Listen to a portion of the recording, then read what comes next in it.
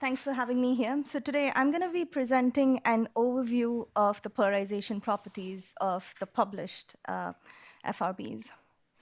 Now, fundamentally, polarization is related to the presence or the existence of magnetic fields, and polarization studies are aimed at understanding these magnetic fields.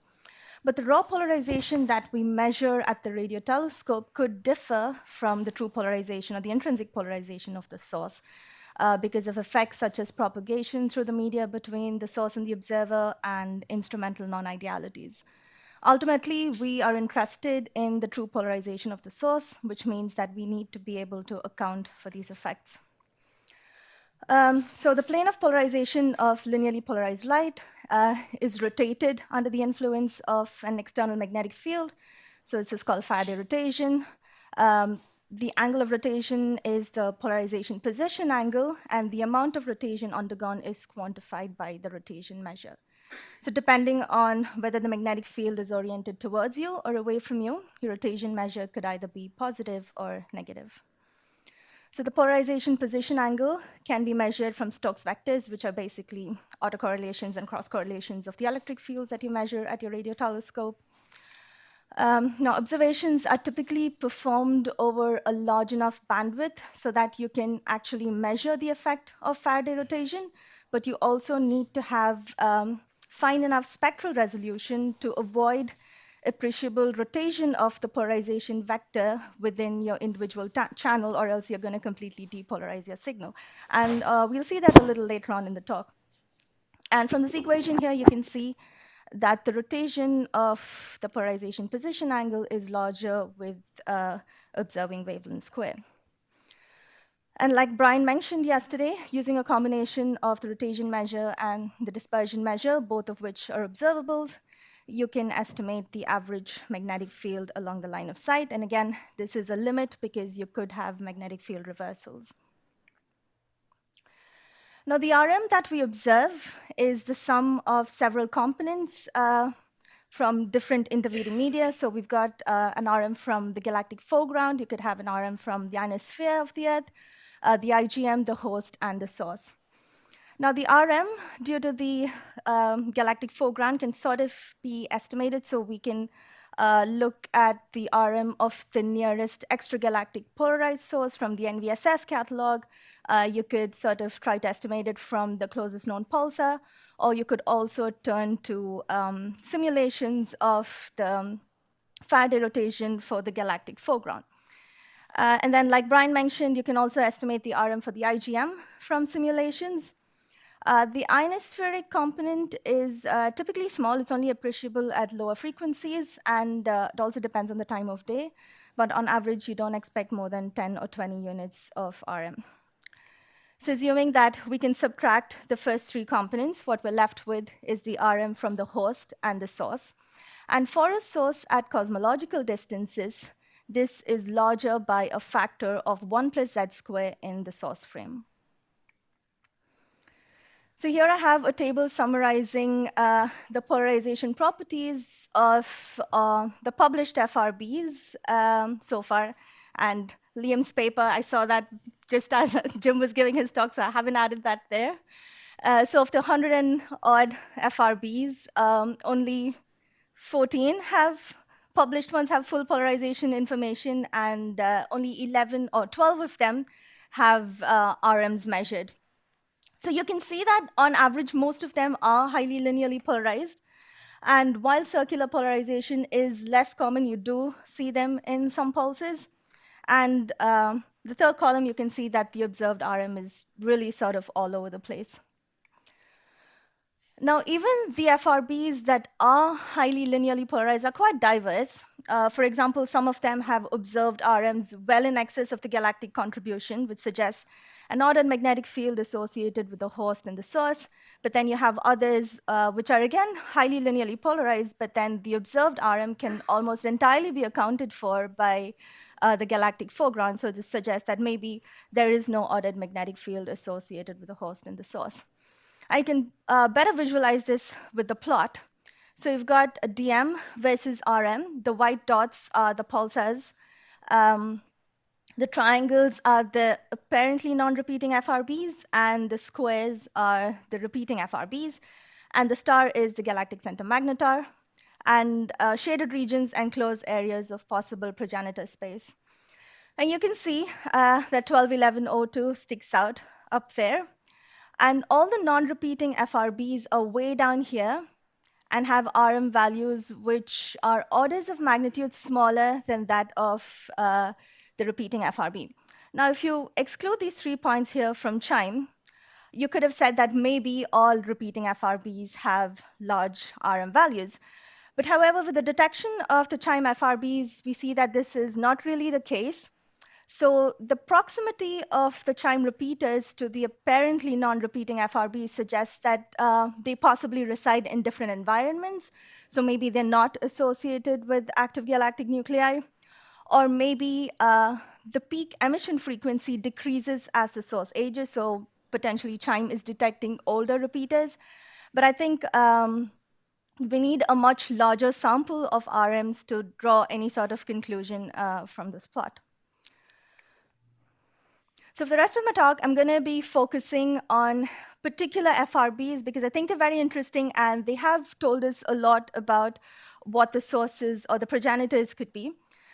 The first one is FRB 121102. So it was the first repeating FRB to be discovered. It is 100% linearly polarized with a negligible circular fraction in the 4 to 8 gigahertz range. It has an extremely large and variable Faraday rotation measure, so 10 to the 5 in the 4 to 8 gigahertz range. Until recently, this FRB was depolarized at 1.4 gigahertz due to insufficient spectral resolution. But now, from Laura's talk, we know that the RM has decreased to about 64,000 radians per square meter. I thought it was at 1.4. No. Is it at 1.4 or high? The RM? Yeah. No, the RMs are all measured at above 4 gigahertz. Okay, so that's not at 1.4. No. Okay, cool. Sorry. All right, so well, the RM has decreased, and we still haven't got an RM measurement at 1.4 gigahertz. Is that right? Okay. Something to note is that typically in pulsar astronomy, you expect the polarization position angle to sort of vary with an S shape as the pulsar's beam crosses the observer's line of sight. But if you look at the pulses for the FRB 121102, the PA is fairly constant across the duration of the pulse and also in between pulses. And Jason in his paper has made interesting analogies to the high-frequency interpulses from the crab pulsar. And you can see this, the high-frequency interpulses at 4 gigahertz are also 100% linearly polarized with a negligible circular fraction, and the PAs are constant across the duration of the pulse. You can also draw analogies to the galactic center magnetar. So the decrease in RM is similar to the decrease in RM of the galactic center magnetar. And the small projected distance of the galactic center magnetar from the supermassive black hole is again reminiscent of the association of this FRB being co-located with a persistent radio source.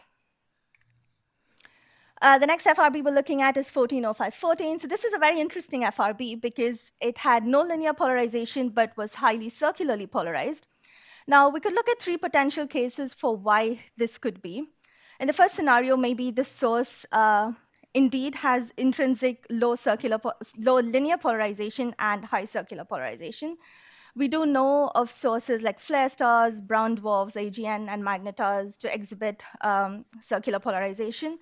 However, flare stars and brown dwarfs have, on average, much higher circular polarization fractions. AGN have much lower circular polarization fractions than 21%. And magnetars, we can take the example of 1622. So this particular magnetar exhibits an infrequent state in which it exhibits high circular fraction with a lower than average linear fraction.